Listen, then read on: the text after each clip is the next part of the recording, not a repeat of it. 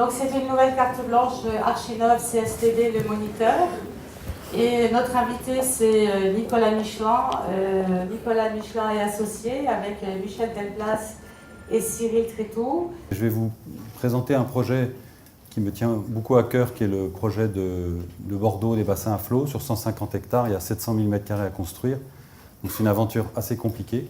Donc nous sommes au secteur dit des bassins à flot. Il y a des hangars qui existent encore. Il y a des silos. Il y a encore des péniches habitées. Il y a un univers que les Bordelais aiment beaucoup. Le maire Alain Juppé veut toujours un quartier zéro énergie, c'est-à-dire on produit autant d'énergie qu'on en consomme. Et il veut une esthétique qui ne soit pas trop promotionnelle, c'est-à-dire où le vécu des habitants, où la gestion des rez-de-chaussée soit la première chose sur laquelle on travaille. Donc on a fait une première esquisse très légère, où je n'avais pas encore de projet. J'avais juste l'idée avec l'équipe de créer des sentes, c'est-à-dire des axes perpendiculaires au bassin, piéton-vélo, qui me permettaient de construire en profondeur ces îlots. On a fait une espèce de catalogue en disant, voilà, le thème du bassin à flot, c'est les hangars. J'ai repris cette idée du hangar, de cette taille, de la tôle ondulée. Quand Juppé m'a demandé c'est quoi le matériau de base, j'ai dit c'est la tôle ondulée. C'était un peu compliqué à expliquer, mais en fait, la tôle d'acier, la tôle d'aluminium, finement nervurée, on a vu des projets de Ito comme ça, c'est extraordinaire. Et avec cette esquisse très, très simple, on a créé un atelier, l'atelier des bassins, qui est une entité juridique qui n'existe pas vraiment, qui est juste le rassemblement de la ville, de la communauté urbaine de Bordeaux, du port autonome et de l'agence ANMA, donc de nous-mêmes.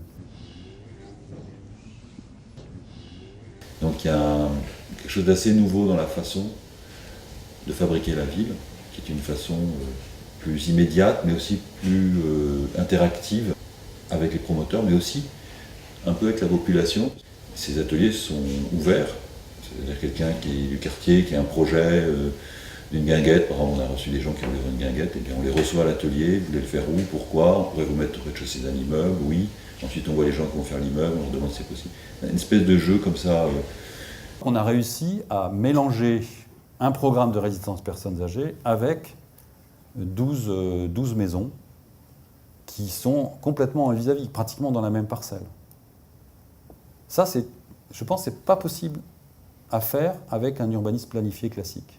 Avec ce système-là, on arrive aussi à mélanger, par exemple, du bureau avec du commerce et du logement. C'est vraiment l'idée de faire quelque chose de très mixte, de très partagé. Par exemple, les parkings sont entièrement partagés. Les programmes ne sont pas individualisés les uns à côté des autres, mais plutôt regroupés dans le sein de mêmes immeubles ou dans le sein de mêmes entités, ce qui fait que l'architecture est très divers et pour moi assez nouvelle. Il y a une façon différente de faire aujourd'hui. Grâce au développement durable, on peut faire différemment. En urbanisme, en mettant des toits au sud, en faisant des partages d'espace, en faisant enfin de la densité, et aussi en architecture, en disant un immeuble de bureau, vous avez vu des immeubles à cheminée solaire, on ne peut plus construire des immeubles de bureau comme on construisait il y a 10 ans. C'est pas sérieux. Qu'on ne peut plus vivre dans un confort absolu, même dans les espaces de travail. Et même chez soi, maintenant je vais plus loin. Bâtiment basse consommation. 50 kWh par mètre carré par an. Est-ce que quelqu'un sait la différence entre un 50 kWh et un 80 ? 30 kWh. Qu'est-ce que 30 kWh par mètre carré par an ? Personne ne sait en fait. Tout le monde dit ouais, c'est vachement bien, j'ai un BBC, si je pouvais avoir un passif, si je pouvais avoir un BPOS, on nous fait faire des BPOS, des bâtiments positifs. On ne sait pas pour qui ils sont positifs, on produit l'énergie, on ne sait pas pour qui on la donne. BPOS, c'est super. Bâtiment passif, c'est génial. Et le bâtiment BBC, maintenant, c'est la base. Mais vous avez perdu les mètres carrés et vous avez perdu tout ce que je viens de dire. Et c'est pour 30 kWh, parce que vous pouvez avoir un THPE, un très haute performance énergétique, 80 kWh, pas mal. On va dire c'est mieux 50, c'est mieux 0. Mais moi, je suis d'accord pour faire du 50 si on ne me réduit pas ma surface et si on ne me réduit pas le plaisir de vivre et si on me permet de faire des balcons où les gens puissent aller dehors pour sortir une table et 4 chaises. C'est ça qui est important.